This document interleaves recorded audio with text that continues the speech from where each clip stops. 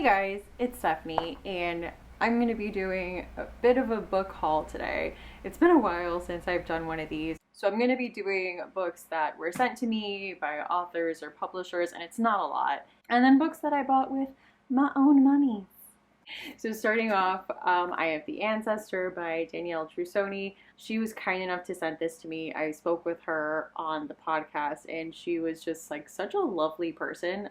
And I read this before having her on, but this is kind of like a gothic cryptid story. It came out this year, and it's set in the Italian Alps when this woman takes a DNA test and finds out that she has like royal blood. So she travels to Italy to learn more about her heritage, hence like the ancestor, but there's like more to it than that, and it kind of goes in a, like I said, a cryptid direction. She also sent me her other novel, Angelology, and this is the first in a series. I'll read the back. Sister Evangeline was just a girl when her care was entrusted to the Franciscan Sisters of Perpetual Adoration. Now, at 23, she discovers a 1943 correspondence between the convent's late Mother Superior and the famous philanthropist Abigail Rockefeller that plunges her into a secret history stretching back a millennium. An ancient conflict between the Society of Angelologists and the monstrously beautiful descendants of angels and humans, the Nephilim. Blending biblical lore and the Miltonic fall of the rebel angels, the apocryphal Book of Enoch, and the myth of Orpheus, Angelology is a luminous, riveting tale of ordinary people caught up in a battle that will determine the fate of the world. Those are some high stakes. She described this when I had her on the podcast, and it sounded really interesting. And I've heard some people read this, because I mean this came out a few years ago, and said it was really interesting. So I'm excited to dive into that. I also have one of my most anticipated reads that I've just started, like I'm a few pages into it, and it has not disappointed. is Plain Bad Heroines by Emily Danforth. She wrote the YA novel The Miseducation of Cameron Post, and this is kind of a horror comedy kind of commentary on like meta horror. And I've mentioned this in like my other videos about this. This was pitched to me, well, not to me specifically, it's literally the first sentence on the back. I'm not that special, but it's The Favorite meets The Haunting of Hill House. Like, The Favorite meets The Haunting of Hill House. I had to. And it's, yeah, set around this New England boarding school, and kind of a tragic death happens there that kind of becomes this urban legend, and it takes on a spirit of its own, and there's like different people visiting the site and retelling the story in different ways. And like I said, I'm like one chapter into this, has not disappointed. Love it already. Also have This Was Sent to Me when I had Daniel Kraus on the podcast. Yeah, this was his collaboration with George Romero. Obviously, it was a posthumous collaboration. This is an epic zombie story, and it kind of starts out in like different parts of the country, and we kind of see how this epidemic spreads out. And like the thing is, like, we think we know how the story ends. We are wrong. So I'm interested to see what that means. He had another book coming out this year called The Teddies, a saga. They Threw Us Away. And when he was on the podcast, he described this as kind of a dark toy story. Like, these are toys that are discarded and kind of go on this mission to go back. I'll read it. When Buddy wakes up in the middle of a garbage dump, he is filled with a certain awareness. He's a teddy bear. He spent time at a store waiting for his future to begin, and he is meant for the arms of a loving child. Now he knows one more thing. Something's gone terribly wrong. Soon he finds other discarded teddies. Horace, Sugar, Sunny, and Reginald. They all agree they need to go back to the store if they're ever to fulfill their destinies. So they embark on a perilous trek across the dump and into the outer world. With ravenous rats, screeching ghouls, and a menacing city in front of them, the teddies will need to overcome insurmountable challenges to find their way home. This is middle grade. It's got like some chapter illustrations.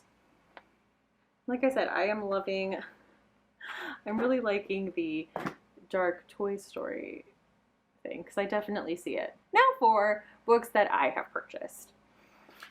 First up is Wilder Girls. I visited my local bookstore, Riverstones, and pick this up. I will say the only things I know going into this is that there is body horror, boarding schools. A lot of people said it was kind of Lord of the Flies-esque, like there's some type of, maybe pandemic is just the word that's coming to mind because of events, but there's some type of like sickness or virus going around, and it causes some type of like deformities, like I want to say maybe your skin falls off.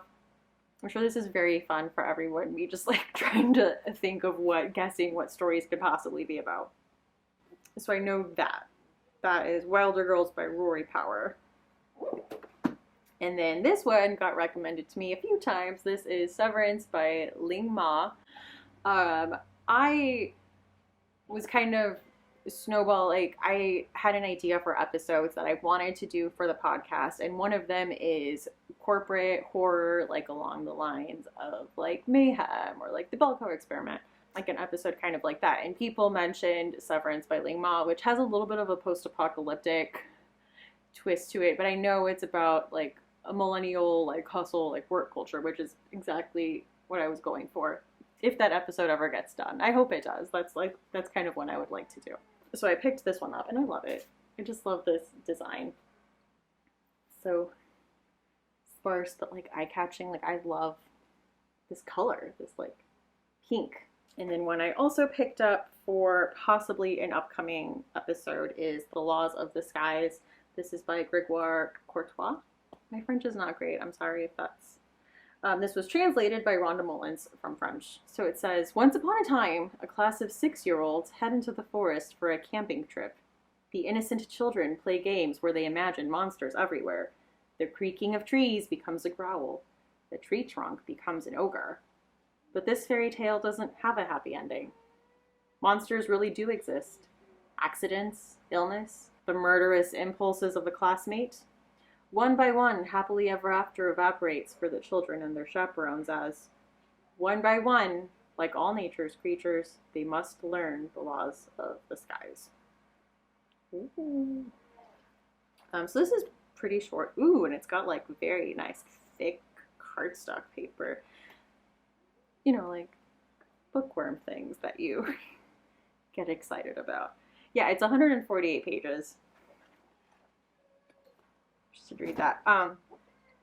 And these just came in. I had been waiting to do this video until this package came in, and it very recently came in. So Flame Tree Press, who I've mentioned in a lot of my other videos, like they publish like all of Jonathan Janz's work and like Hunter Shea's work. You'll see them in this haul. They every year have like a 4th of July sale that's really good. Like all paperbacks are $4 and hardcovers are $5. I got one hardcover because it was the only one they had, and I got the rest in paperback because I do like their bright red paperback spine design that they do. So I picked this one up. This is Will Haunt You by Brian Kirk. I saw like a lot of buzz when this one came out. I want to say last year, and all I know going into it, I want to not know a whole lot. All I know is that it's about a cursed object, and it's a fairly short book, and I don't know, cool cover for like a hardcover design. I also picked up Chop Shop by Andrew Post. This says, Frank Good used to be a doctor until he got caught selling prescription medication he stole from work. Frank now operates a back alley surgery shop out of his living room.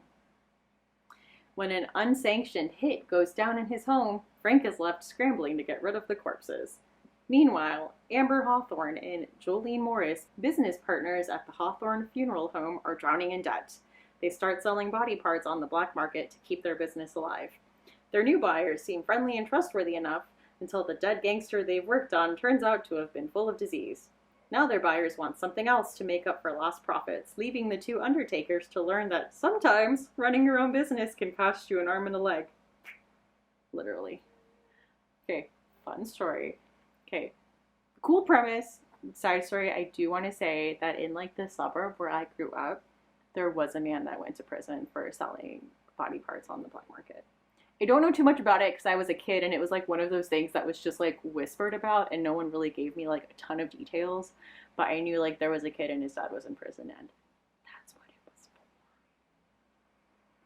for. Anyway, I also have Those Who Came Before by J.H. Moncrieff. She's Canadian. I know this because Rachel chose one of her books when we did our Canada episode. This is about a camping trip where a lot of people get murdered except for one survivor, Reese, and he becomes the prime suspect because, you know, he's the only survivor. But he said there was a disembodied voice telling him to leave the campground the night before. There's a detective who obviously is not buying any of that because, like, why would you? Until she hears the voice herself and finds an arrowhead at the crime scene. An arrowhead she can't get rid of. Troubling visions of a doomed Native American tribe who once called the campground home, and rumors of a cursed land and mythical beasts plague the strange murder case she's ever been a part of. So that was Those Who Came Before by J.H. Moncrieff. Of course, always have to pick up some Jonathan Janz when these sales go down. And this is what I was talking about. Like, Flame Tree Press, all their paperbacks have these, like, red spines. And so I have, like, a big, you can't see, up at the very top, I have a big, like, stack of them. But this is about, like, two young music composers who get hired to work on a horror movie, but this movie is filming on an island with an old castle where there was a series of murders in 1925, and the owner of the castle is letting them stay for a month. Ben and Eddie arrive, but what they find is more horrific than any movie. Something is waiting for them in the castle. A malevolent being has been trapped for nearly a century, and now he's ready to feed. I'm gonna say horror movie, horror story, tip number, like, whatever. Don't go to places that have a history where people have been murdered. It will never end well for you. Ever. And lastly, I picked up Hunter Shea's Slash. It's 5 years after a massacre, and the final girl from that massacre, so the only female survivor, Ashley, seems to have committed suicide. Her fiance finds her and finds that she's left behind clues to possibly who the killer was that night. So the fiance, Todd, goes back to the Catskills to where everything happened, and he goes there and finds new corpses. So someone or something has been murdering anyone who dares to wander amidst its decayed buildings. What Todd and his friends will find is a killer lying in wait for a fresh set of victims. The wraith is back, and he's not at all what they expected. I do really like slasher stories, and this kind of seems like an interesting take on them. Like, we are removed from the massacre itself. We're like 5 years removed. The final goal really isn't in the picture, and it's someone like avenging the final girl, doing the investigation, and then fighting the killer again. It's like a slasher sequel, if you will. This seems really interesting, and I wanted to read it. I mentioned this, like, I remember reading talking about this on, like, my, I think, 2019 new releases, and it caught my attention then, and I wanted to read it and just never got around to it. Hence why I bought it now. So anyway, those are some of the new books I have acquired recently. Let me know if any of these sound interesting to you, if you've read any of these, what you thought of them. Thank you again for watching. I hope to see you again soon. Bye!